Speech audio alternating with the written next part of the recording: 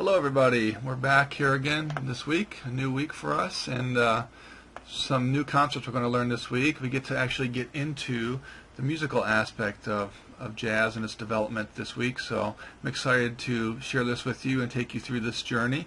I'm going to try some new technology as well, as you can see this week, so bear with me as I work with my computer. So what we're going to do is start talking about the early jazz music, and we're going to talk about African music. Why do we talk about African music? Well, a lot of the elements from jazz, from the modern jazz language, come from African music and other musics that were being imported to the United States during the late 1700s, early 1800s. Okay, I asked you earlier in this class, why do we have a college music class covering jazz? And the answer was because it was our gift to the rest of the world, and a music that could have only happened here.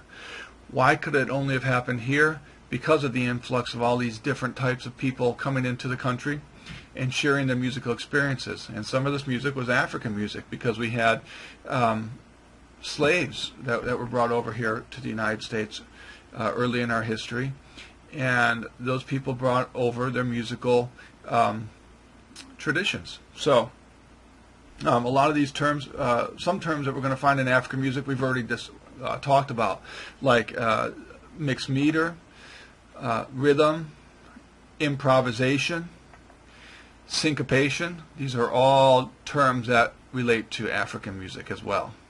Okay. Where do a lot of these slaves come from? Well, they didn't all come from Africa, but the ones that did come from Africa came from what we call the Gold Coast, okay, the western coast of Africa. And you can see a little arrow over here that shows you the whereabouts of the Gold Coast. A lot of these slaves come from this particular era. There's a great article about this in Howard Zinn's book, The People's History of the United States, and maybe I'll post that for you today, maybe as an activity. But it really talks about the conditions that these slaves are brought over, terrible conditions that they are brought over. So one thing we have to keep in mind as these people were brought over to the United States was, what were they allowed to bring with them? Not much, true? But they were able to bring their customs and their traditions, their language, their history, okay? And this obviously was retold to their children and to people in the United States. So let's talk about some of the characteristics of African music as they pertain to jazz and just in general, okay? As the first bullet point here states, mass participation is commonplace, okay?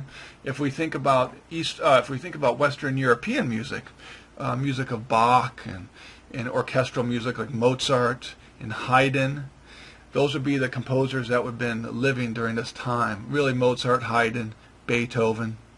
Okay, we don't have a lot of mass participation. We usually have just a gifted individual, a conductor, a soloist, or an instrumentalist. In African music, everything is done through group activities. Okay, through community, celebrating different activities in the tribe. Okay, so everybody participates. Yes, there is a leader. In African music, there is a leader that would lead the tribe, and then normally we'd have a response from the tribe's people as well. Okay, and that's something called call and response. We're going to get into that. As you can see, the second bullet point here, music is an important part of everyday life. All rituals are celebrated with music. Music is a part of ongoing part of the day. Okay, all right. The third bullet, pretty important, cross rhythms. Polymeters, okay? Poly meaning many. We already know what a meter is, okay? It's how we group music together. We talked about duple meter and triple meter. Music that can be felt in twos, or music that can be felt in threes, okay, or divided by threes.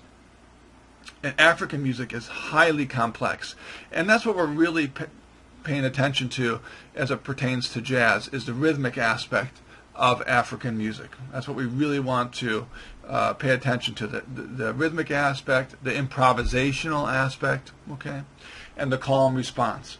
Those are three biggies that relate to jazz. Okay, so polymeters, many meters. Okay, lots of different rhythms going on at the same time. Very complicated music, much more complicated than you and I listen to. Definitely more complicated than what's on the radio today. Okay, this is completely natural. These rhythms are completely natural for the tribes people, though. Okay, cross rhythms, that really just refers to 2 against 3, maybe having one rhythm and then another rhythm going against the grain of that rhythm. Okay, so what you really need to know is that is rhythmic complexity. Okay, rhythmic complexity. Okay, and these types of rhythms and syncopations really carry over into jazz music. Okay, so what kind of vocal quality would African tribal music have? Well, obviously, very untrained, practical use, right? Just regular people like you and I, and communicating with their tribe. So we have shouts, raspiness, we have bends, okay? Probably the voices are projected great distances, okay? So very raw, I think. And this is going to transfer right into our early blues singers. Our early blues singers were the same way, very raw voices, okay, untrained, okay. As it says here, jazz instrumentalists would later incorporate these effects in their playing. So everything a jazz instrumentalist is doing, as far as effects, ba, da, all this stuff, all these effects are coming from this early vocal tradition we have in African music, and of course the music of the early Americas. With these slaves here. And it should also be noted, there was a slide back here a couple slides ago of a photo. It says, however, not all slaves came from Africa. A lot of the slaves came from the Caribbean islands. They were brought here from the Caribbean. Also, a lot of slaves from the interior of the United States. Okay, so all slaves weren't from Africa. Okay, just a little aside there. Okay, call and response. Again, a leader, ho do do do do do, and then the tribe, ba da da da da da. You know, we have some sort of a statement and then a response from the people. Okay, and we have this today a little bit. Maybe in church, if you go to church, you might have a leader of the church or a leader of the musical group at church say something, and the congregation would respond. Okay, same kind of idea here. Call and response, we call that. And we really hear this this technique a lot in big band jazz music. We hear a lot of call and response between different sections. Okay, and as it says here on the slide, it's an important link between the music of Africa and jazz.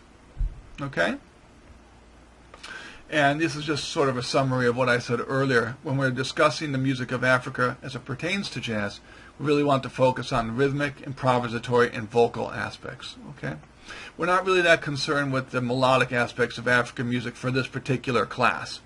It is important, and there obviously are melodic aspects of this particular music, but we're just not that interested for this class. So I'm going to bring up a YouTube video here of some African drumming music. So check this out for a while.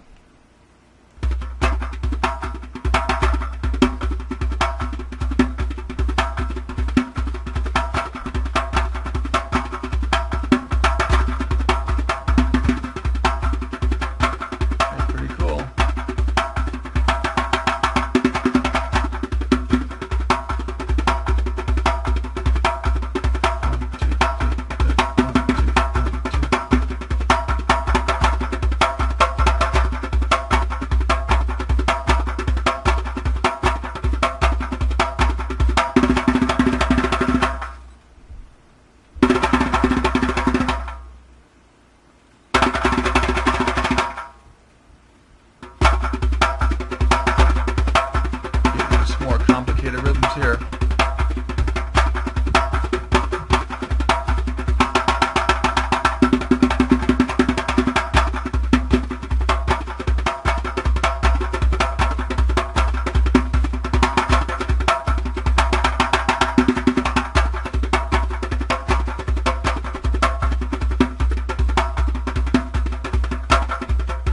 And this goes on, and it gets a little bit more complicated the further we go.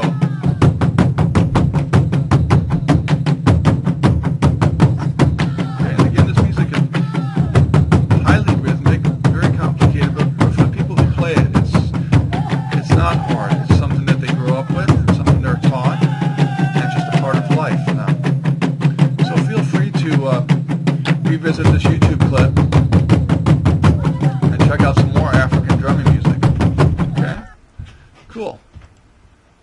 All right, let me get back to the PowerPoint here. Okay, so those are some of the important aspects of African music. Okay, highly rhythmic, improvisatory, vocal rasps, all those kinds of things, different types of vocal technique. Now, obviously, these people came over to the United States against their will, but obviously they were here. And we have to, as it says here on the slide, when we're studying the development of jazz, we have to focus on the modifications slaves made. Okay?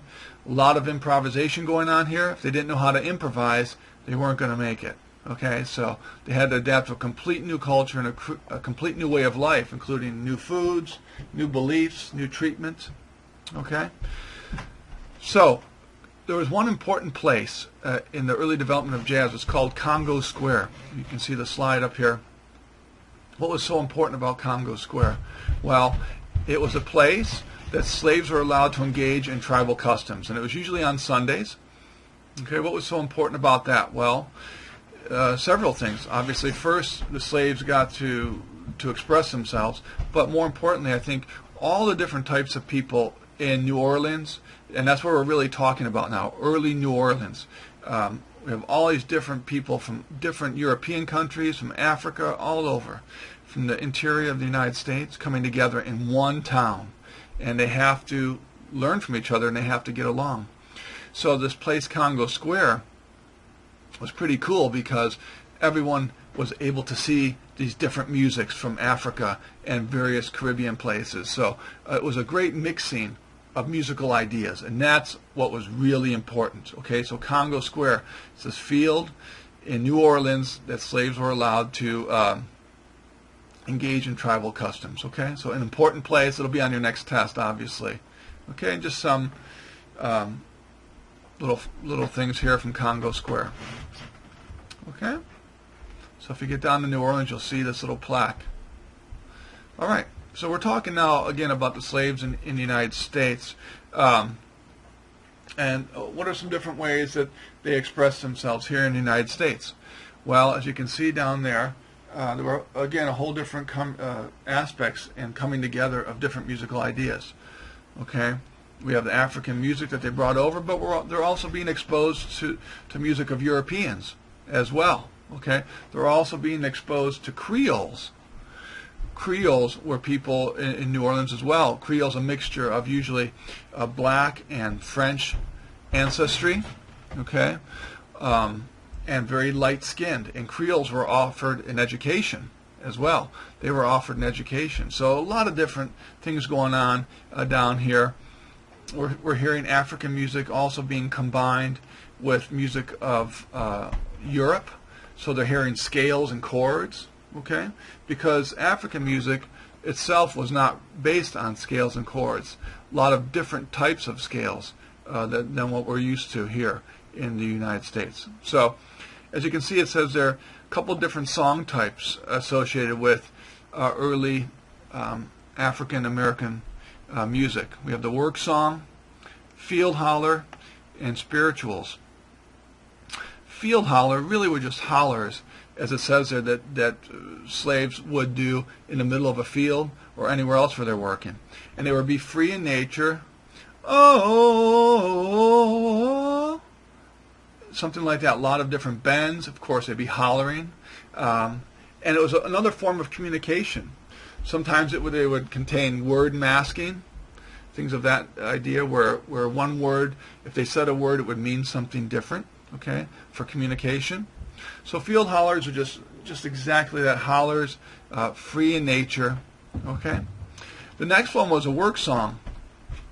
Why were slaves allowed to even sing, do you think? Well, a couple different reasons, obviously. If you're singing, you're usually happier, get more work done. So that's good. Plantation owners wanted that productivity. Isn't that true? So we have that aspect of it.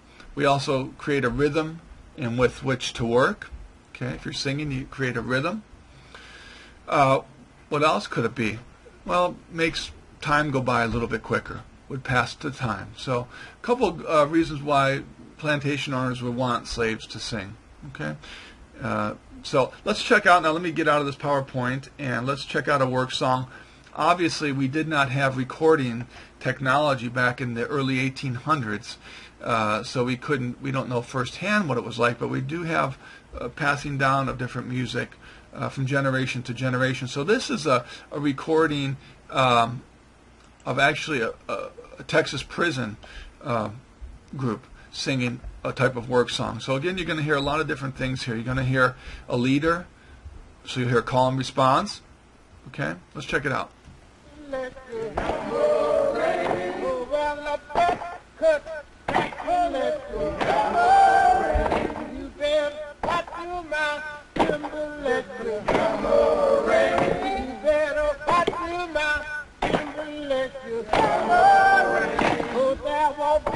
So obviously we have a rhythm in which to work. You hear the leader right here, and the response. I remember when I first came in prison, man, the boss wouldn't let me cut no wood. He asked me, "You ever cut no wood?" I said, "I've never cut no wood in my life." He said, "You put that axe down." I said, "It cuts wood here." I said, "You stand right there and I'll show you how they cut wood." And he hollered over Old Chalmers and said, "Old Chalmers, the sing, son." He'd be singing the lead on Let the Hammer Rain, ride his verses. And everybody be in chorus with him, Let the Hammer Rain, and all acts would be dropping. And when the timber's on the ground, there'd be 300 axes dropping with him, all in harmony. That's something to hear. I'd never seen nothing like that in my life.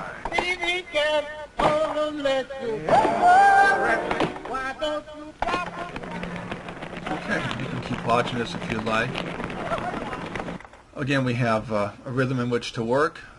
We have work song leader, so someone that's calling, and then a response from the group. And again, this gets directly related to jazz music and comes into jazz music as well. Okay? And again, plantation owners would like for slaves to be happy, be more productive, their plantations make more money, things of that nature. All right. The third type of song that you might have heard back in this time, and that you can still hear today, is a spiritual.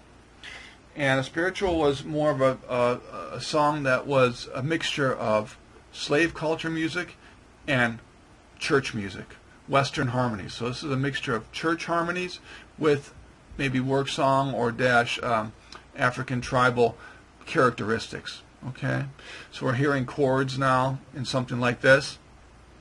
And these are usually very sad songs. And a lot of these, all three of these tunes would use biblical references as well, because they're wishing for a freedom, right, from this terrible life that they're living. So a lot of these tunes would have biblical texts, quote the Bible, okay, because they're looking for hope. We all quote the Bible at times when we're looking for help. So this is no different. So again, spirituals, expression of hope. And you'll find actually spirituals performed today. A lot of times you'll hear a spiritual on a classical music recital, on a voice recital. They're still incorporated, so they're not outdated at all. We're going to listen to a spiritual called Sometimes I Feel Like a Motherless Child. So the title itself is pretty sad as it is. And this is being sung by Paul Robeson, who is I think the first pretty much really popular African-American opera star. So he sang the hit Old Man River. You might have heard him in that. But this is him performing Sometimes I Feel Like a Motherless Child. And obviously this is produced. This was a professional recording that was made. So doesn't give a really super accurate accounting of spirituals back in the slave times, but I think it's a good example. So I hope you enjoy Sometimes I Feel Like a Motherless Child.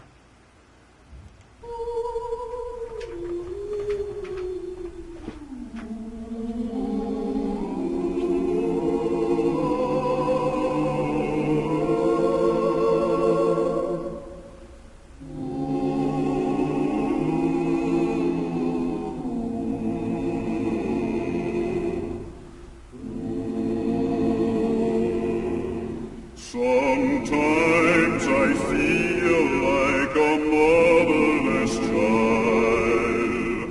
Sometimes I feel like a motherless child. Sometimes I feel like a motherless child.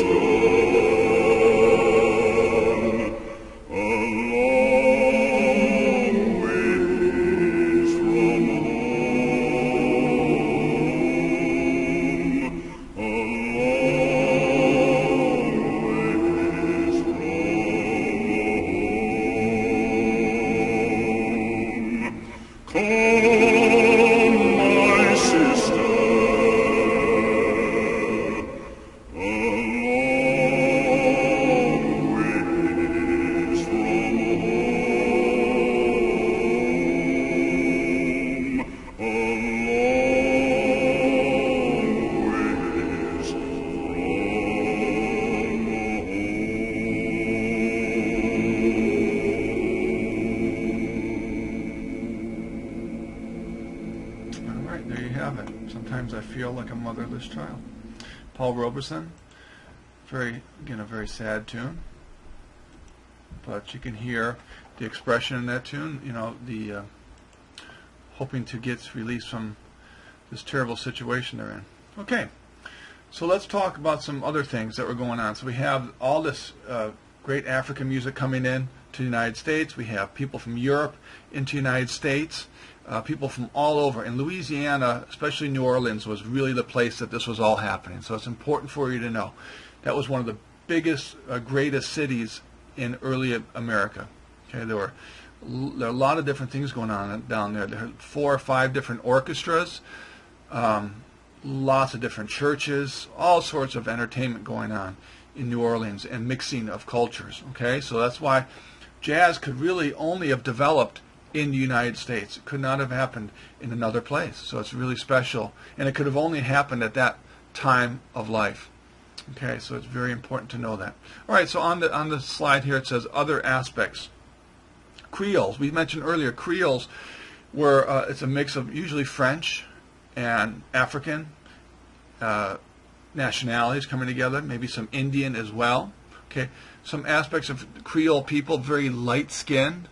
Okay, a lot of times Creoles came out of the owners of plantation and their slave mistresses.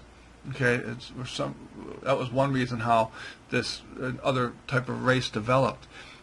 And Creoles were very light-skinned, and because they were light-skinned, they were offered an education, unlike the slaves. So some Creoles actually owned slaves themselves. A lot of Creoles prided themselves in being able to play great music and being educated. Okay, so they had a different lifestyle than the slaves or pure blacks that were coming into the United States. Now I wrote up here Plessy versus Ferguson. We've probably all studied that court case at one time or another in our lives. It stated that it was separate but equal. Okay, separates were black but equal. But it also stated that if you had one drop of black blood in your body, you are now categorized as black. So all these how is this important for jazz? Well, all these educated Creoles were now mixed in with pure blacks and the slaves. Okay, so they were no longer offered a special treatment as Creoles. So why is this good for jazz? Because now all the other blacks were learning all this information that the Creoles had gathered through their education. So there was a great sharing of ideas going on between the Creoles and blacks. So that was important for the development of jazz, having this happen. Okay, so that's how it affected jazz. If you go to this court case here, this is just, you can find this on the internet. It talks about Plessy versus Ferguson. And this is from a great documentary called Jazz by a documentary filmmaker, Ken Burns. It talks about the Jim Crow era. If you don't know what that is, you can scroll through this article and talk about it. There's Plessy versus Ferguson. Okay? And it talks about how this helped the development of jazz, actually. So, so you can check this out on your own time. I advise that you do that. You can just do a search for this, and you can find it. Or I might even put this PowerPoint on file if you find it helpful. I'll put it on file for our class. Okay? Okay, this is just a slide that gives a nice comparison between African music and European music. So you don't have to write this down if you don't want to. These were some of the characteristics that we just talked a little about in African music. We have one person leading the tribe. Everybody's participating because all sorts of events were celebrated with music. Okay, we heard call and response. Okay, and again, it'd be very practical voice, shouts, cries, bends, and again, the instrumentals will copy these things, these aspects. We're not too concerned with melody. Melody is secondary. Not too concerned with harmony. Again, it's more about the rhythm, the rhythmic aspects, all the syncopation and cross rhythms and polymeters. Okay?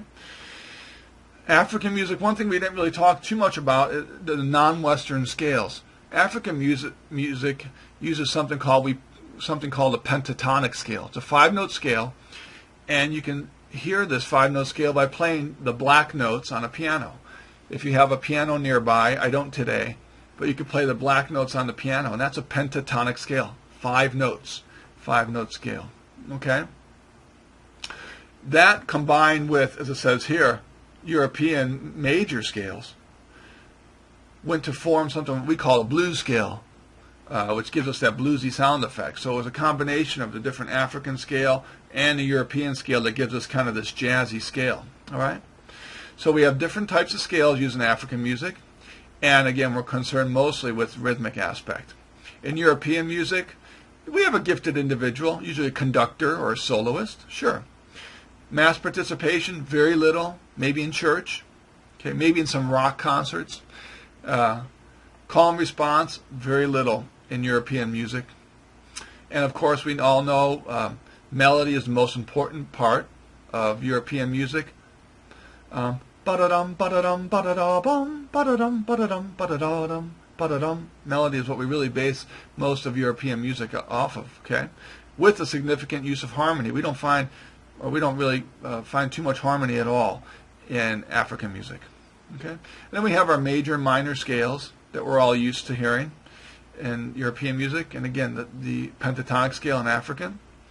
And rhythm is more of a secondary nature in European music. So that pretty much sums up our talk of early jazz with African music, and how music of Africa came into being here with in early jazz. So hope you enjoyed that. We're going to go on to the blues after this. So see you next time.